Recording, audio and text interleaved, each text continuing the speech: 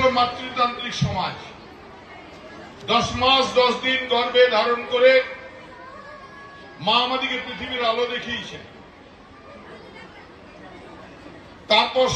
তারপর সারাটা জীবন মা তার আঁচলের তলায় আমাদেরকে বাঁচিয়ে রাখেন, আমাদেরকে আগলে রাখেন, আমাদেরকে এগিয়ে নিয়ে যান। তাই দুর্গাপূজার প্রাক্কালে মৃন্ময়ী মায়ের পুজো শুরুর আগেই আজ থেকে পাণ্ডবেশ্বর বিধানসভায় শুরু হল চিন্ময়ী মায়ের পুজো বসন পরমা। মা, আপনারা জানেন যে বাংলার আরেক মা, যার নাম মমতা বন্দ্যোপাধ্যায়, যিনি প্রতিবাদের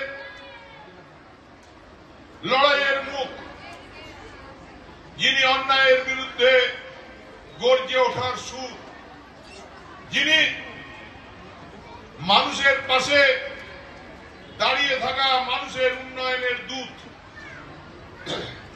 সেই মমতা বন্দ্যোপাধ্যায় এই বন্যাক্লিষ্ট বাংলায়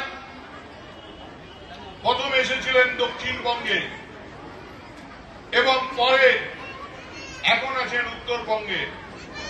বন্যার্ত মানুষদের পাশে থেকেছেন। আমাকে জিজ্ঞাসা করছিলেন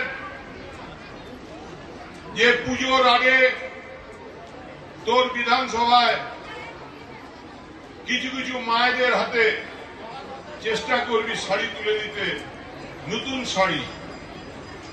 আমি বলেছিলাম যে টিম পাণ্ডবেশ্বর, এই যে মঞ্চে যারা আছে, এই শাড়ি মিলির পিছনে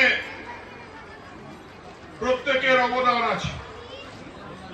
বীর বাহাদুর যদি 1000 শাড়ি জোগাড় করেছে, কিরিটিও 2000 শাড়ি জোগাড় করেছে।